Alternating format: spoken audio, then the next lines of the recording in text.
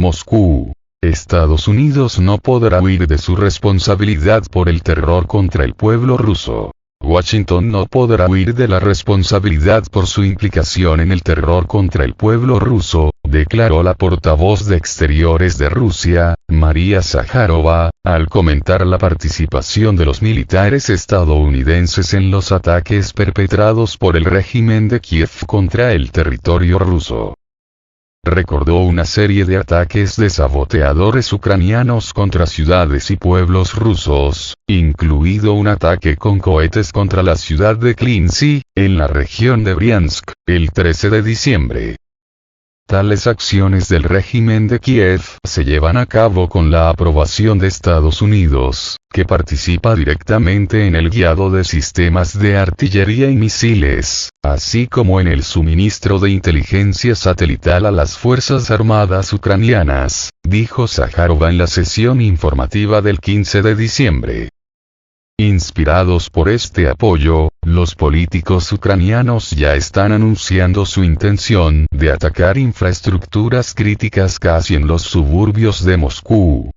Washington, que se ha convertido de hecho en parte en el conflicto, no podrá evitar su complicidad en el terror desatado por el régimen de Kiev contra la población civil rusa y eximirse de su responsabilidad por las muertes y la destrucción causadas por las armas estadounidenses a partir de los chivatazos de Estados Unidos, declaró la funcionaria del Ministerio de Asuntos Exteriores ruso.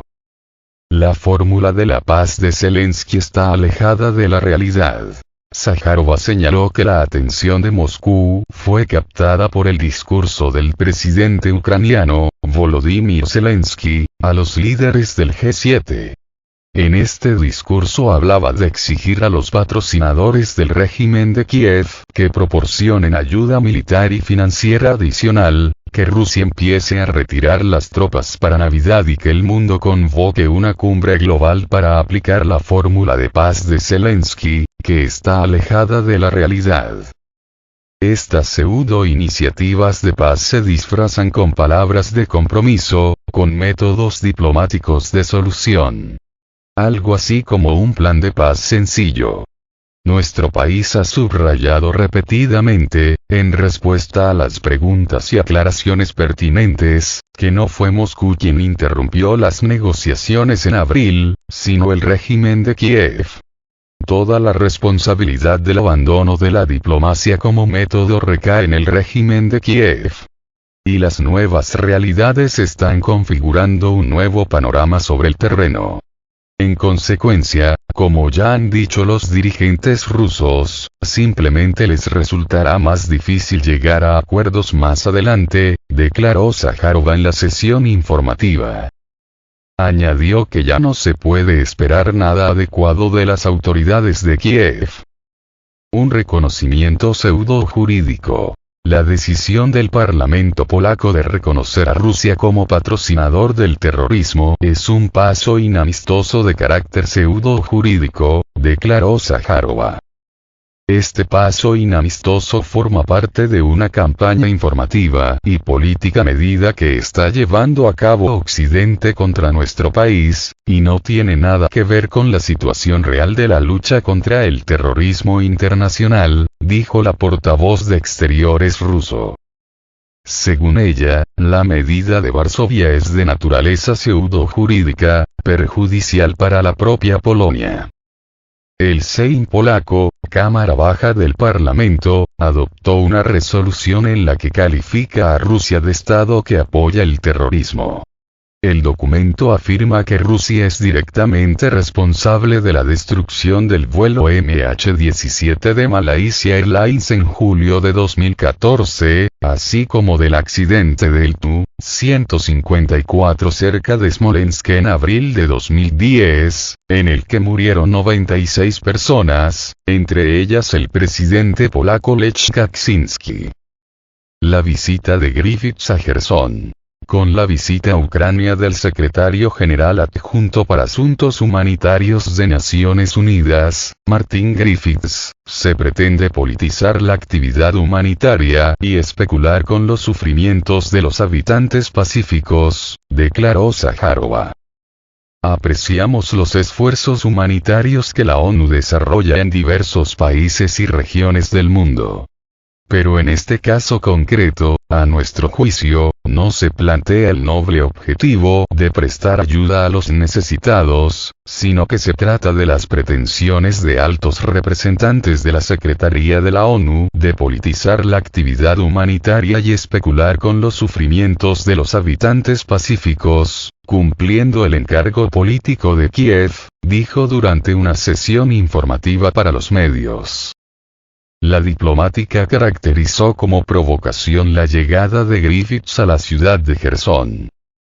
La visita de Martin Griffiths a la ciudad rusa de Jersón y su provincia, cuyos habitantes votaron en referendo a favor de unirse a Rusia y se admitieron, tiene un carácter abiertamente provocador y por ende inaceptable.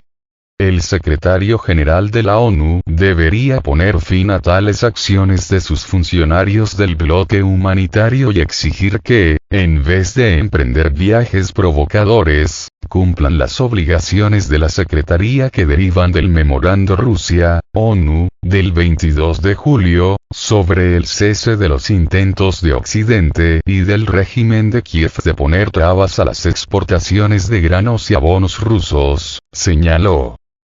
El 22 de julio pasado en Estambul, se firmaron dos documentos vinculados entre sí para la solución de los problemas de suministros de víveres y fertilizantes a los mercados internacionales. El primero, un memorando, estipula la obligación de la ONU de remover varias restricciones a las exportaciones de productos agrícolas y fertilizantes rusos hacia los mercados internacionales, y el segundo define pautas para la salida de productos agrícolas de Ucrania desde los puertos del Mar Negro bajo su control.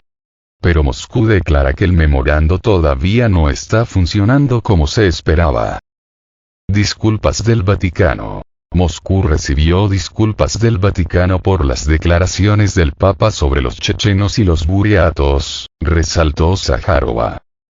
Según una revista jesuita estadounidense, el Papa Francisco afirmó a finales de noviembre que los más crueles en el conflicto en torno a Ucrania eran los chechenos y los buriatos, dos pueblos rusos de confesión musulmana y budista, respectivamente.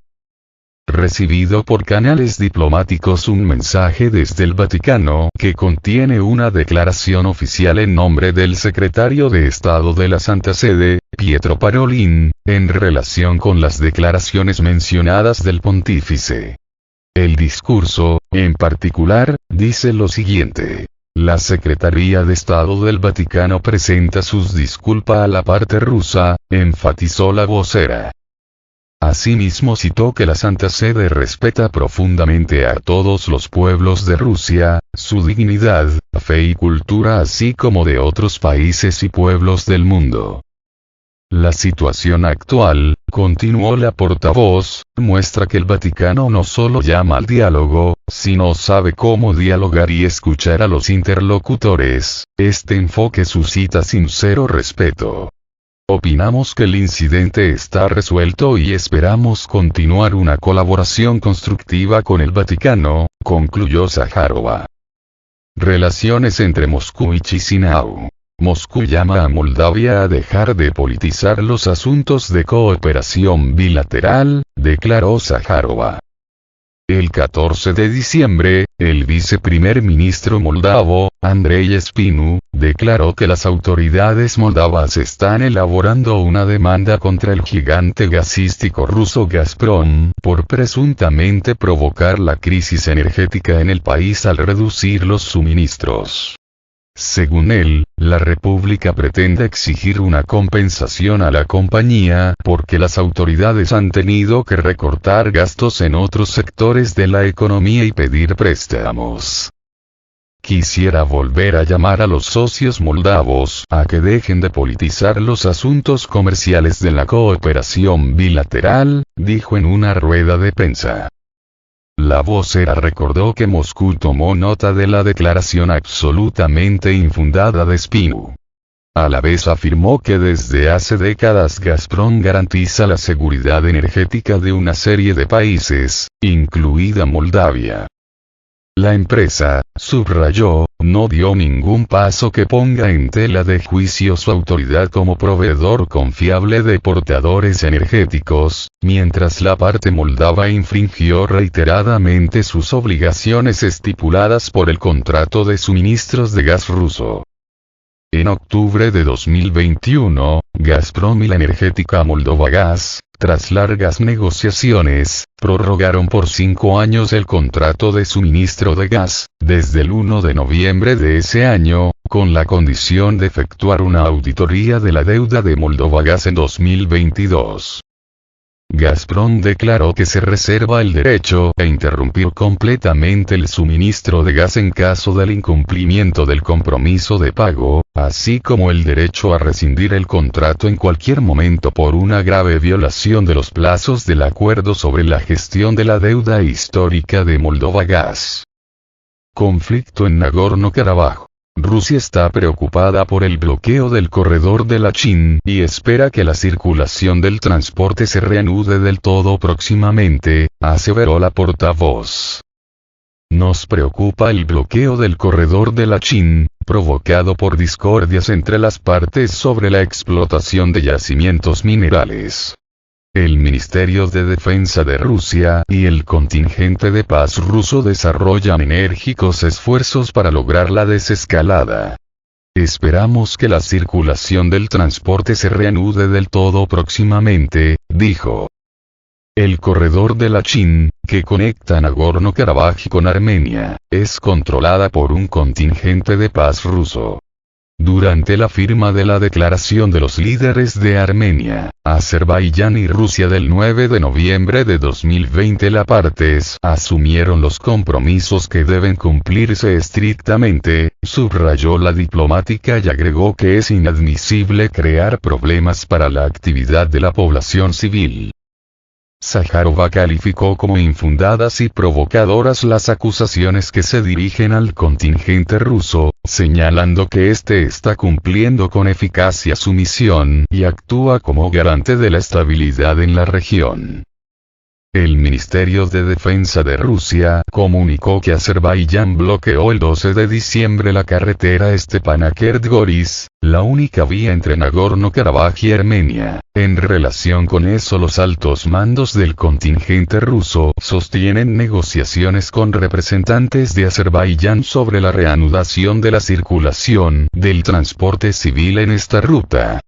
También el Departamento de Estado de Estados Unidos instó a Azerbaiyán a desbloquear el corredor de Lachin. Bakú a su vez presenta esa situación como una protesta de activistas civiles y ecologistas contra la ilegítima actividad de la parte armenia. Los medios azeríes comunicaron el 12 de diciembre que los activistas y periodistas locales protestan en la carretera contra la ilegítima explotación, según Bakú, de los yacimientos minerales por los armenios. El embajador armenio de Misiones Especiales, Edmond Markian, declaró más tarde que los ciudadanos azeríes, que se presentan como ecologistas, bloquearon la única carretera que une Nagorno-Karabaj con Armenia. Ese mismo día, el primer ministro de Armenia, Nikol Pashinyan, al conversar por teléfono con el presidente de Rusia, Vladimir Putin, habló de la importancia de garantizar una comunicación ininterrumpida entre Armenia y Nagorno-Karabaj. La planta nuclear de Zaporozhye. Moscú no necesita mediadores para abordar con el Organismo Internacional de Energía Atómica, o IAEA, la seguridad de la central nuclear de Zaporozhye, sostuvo Zaharova.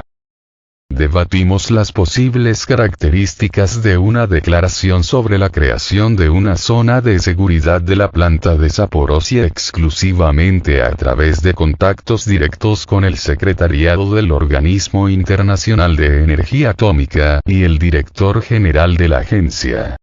No necesitamos intermediarios para ello, afirmó. Al comentar las declaraciones del presidente francés, Emmanuel Macron, de que Francia desempeñó un papel importante en la organización de la visita de la misión del Organismo Internacional de Energía Atómica a la central nuclear, Zaharova dijo que París no influyó en gran medida en ello. Francia, como potencia nuclear responsable, debería haber sido la primera en pedir a Kiev y al presidente ucraniano, Volodymyr Zelensky, que dejaran de bombardear esta instalación. En cambio, los franceses aprovechan cualquier oportunidad para publicitar sus pseudo esfuerzos por normalizar la situación, subrayó la vocera del Ministerio de Asuntos Exteriores ruso. Desde hace meses, Rusia y Ucrania se acusan mutuamente de bombardear las instalaciones de la central nuclear en la provincia de Zaporozhye, que se incorporó a Rusia en virtud de un referendo celebrado en septiembre pasado y en el que el sí a la unión ganó por mayoría abrumadora. El pasado 1 de septiembre, una misión del Organismo Internacional de Energía Atómica encabezada por el jefe del organismo, Rafael Grossi, llegó a esta central nuclear, y tras la visita la agencia publicó un informe confirmando los bombardeos contra la planta. A finales de octubre, Grossi pidió acelerar el proceso de la creación de una zona de seguridad en torno a la planta de Zaporozhye, al indicar que, cualesquiera que fueran los objetivos de las partes beligerantes en Ucrania, no se puede bombardear esta central nuclear.